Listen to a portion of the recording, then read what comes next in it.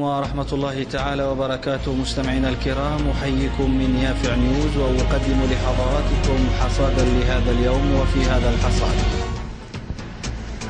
وزير الداخلية: إعداد 4000 مقاوم لدمجهم في الأجهزة الأمنية. وكيل محافظة عدن الشاذلي ومدير عام مديرية البريقة يضعان حجر الأساس لمشروع مياه منطقتي فقم وعمران بتكلفة 540 ألف دولار بدعم من دولة الكويت. تعيين القيادي البارز في المقاومة الجنوبية العقيد عادل الحالمي مديرا لأمن محافظة لحج. إشهار مجلس المقاومة الجنوبية بمحافظة لحج واختيار القيادي أبو هارون السعدي رئيسا له.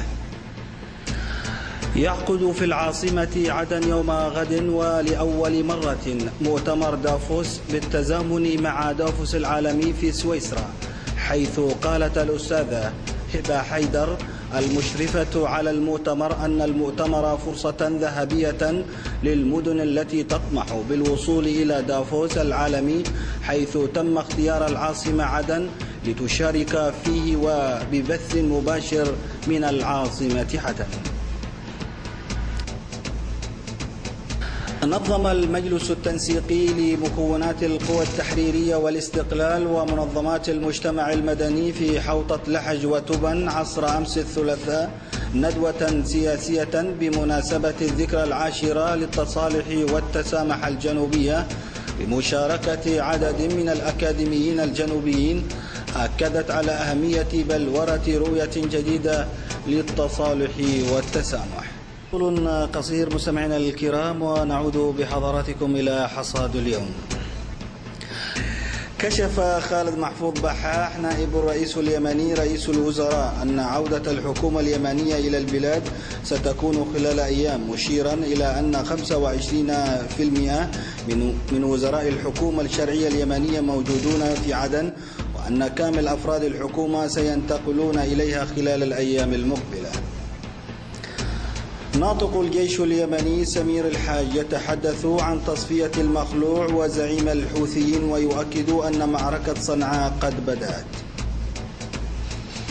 طائرات التحالف العربي تغير على مدرسة الحرس الجمهوري في صنعاء، ومقتل 30 عنصرا من الميليشيات اليمنية بالقرب من الحدود السعودية. أعلنت المقاومة الشعبية في الحديدة اليوم الأربعاء استهداف أحد القيادات الحوثية في المدينة، وقال المكتب الإعلامي التابع لمقاومة إقليم تهامة إن رجال المقاومة استهدفت القيادي الحوثي المدعو أبو مازن، مما أدى إلى مقتله مباشرة. دان المرشد الأعلى لجمهورية إيران الإسلامية آية الله علي خامنئي الأربعاء ولأول مرة الهجوم الذي استهدف السفارة السعودية في طهران مطلع الشهر الجاري. قال قائد سلاح الجو البحريني اللواء الركن حمد بن عبد الله الخليفة الأربعاء إن دول الخليج العربية تتعاون لبناء نظام دفاعي صاروخي، وإنها تعمل في الإعلان عن النتائج قريبا بتلميح لتحقيق تقدم في الجهود التي تعطلت طويلا لإقامة نظام إقليمي للتصدي لقدرات إيران الصاروخية المتنامية. بهذا الخبر مستمعينا الكرام ننهي معكم حصادنا لهذا اليوم. لكم التحايا من غرفة الأخبار، من التحرير الإخباري أديب السيد، ومن التقديم محمد سالم بحميل، كما هي لكم التحايا من الإشراف العام من الزميل ياسر اليافعي.